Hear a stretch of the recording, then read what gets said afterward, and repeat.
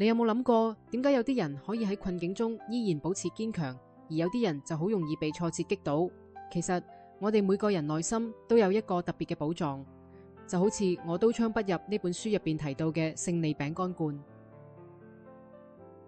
書中話，我哋每個人都有一個叫做勝利嘅餅乾罐。當痛楚襲嚟並試圖阻止我哋前進時，我哋就攞出餅乾嚟補給內在嘅能量。呢個比喻好有意思，佢提醒我哋，面對人生嘅風風雨雨，我哋其實唔係赤手空拳嘅。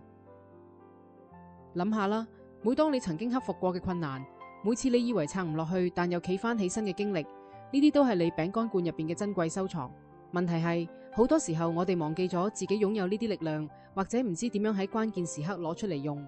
就好似佛經中成日講嘅，眾生皆有佛性，只係被無明遮住咗咋。我哋嘅內在力量一直都喺度，只係需要學識點樣喚醒同運用佢。但係點解我哋會忘記自己嘅力量呢？好大一部分原因在於我哋習慣咗否認同逃避。當生活中出現挑戰時，我哋嘅第一反應往往係呢個唔係我嘅問題，都係人哋嘅錯，我冇辦法改變啲咩。呢種受害者心態睇落保護咗我哋嘅自尊，實際上就將我哋困喺一個無力嘅牢籠入邊。否認就好似一張舒服嘅攤子，俾我哋暫時感覺安全，但佢同時亦阻止咗我哋成長。當我哋成日將責任推俾外在環境或者其他人時，我哋就失去咗改變現狀嘅主動權。呢個就好似奇蹟課程所講嘅，我哋選擇咗小我嘅聲音，而唔係聖靈嘅指引。真正嘅力量嚟自於承認，係嘅，我有選擇嘅權力，我可以為自己嘅生命負責。呢個唔係要你為所有嘅遭遇自責，而係要你認識到，即使喺最困難嘅情況下，你仍然可以選擇自己嘅回應方式。呢種認知上嘅轉變，就係由受害者心態邁向自我賦權嘅第一步。咁真正嘅蛻變需要啲咩呢？我刀槍不入提到咗3個核心要素：鬥志、意志力，仲有裝甲心智。鬥志唔係盲目嘅衝動，而係內心深處對改變嘅渴望同決心。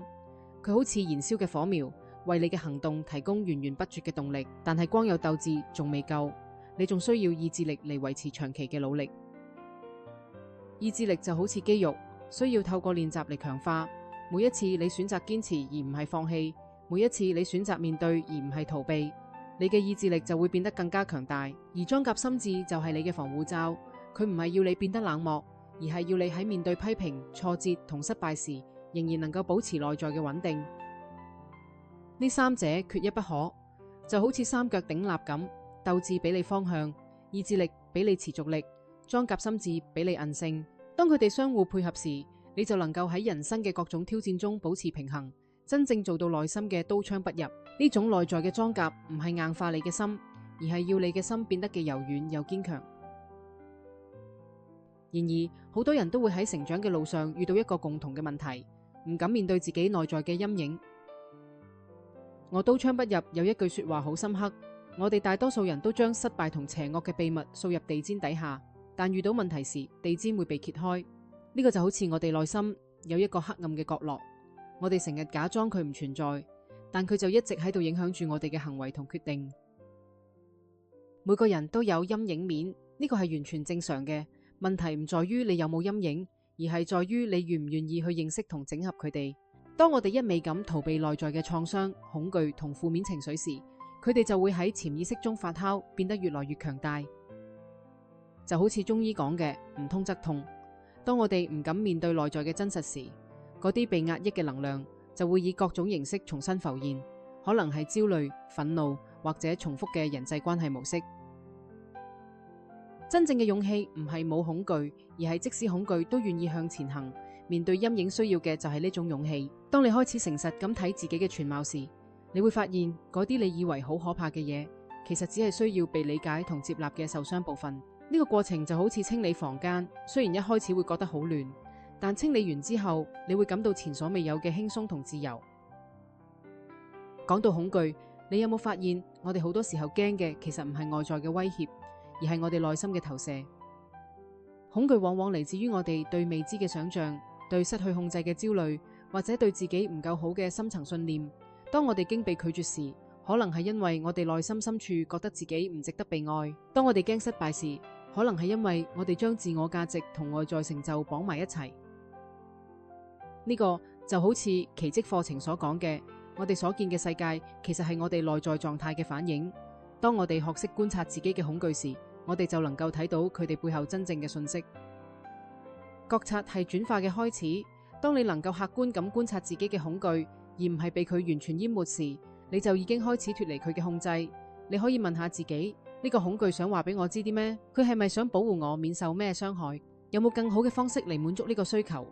透過呢種慈悲嘅自我對話，恐懼可以從阻礙成長嘅障礙轉變為自我了解嘅機會。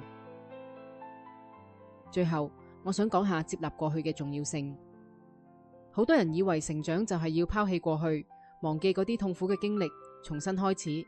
但真正嘅成長其實係學識擁抱你嘅完整性，包括過去嘅光明同陰暗。拒絕過去就係拒絕自己嘅一部分。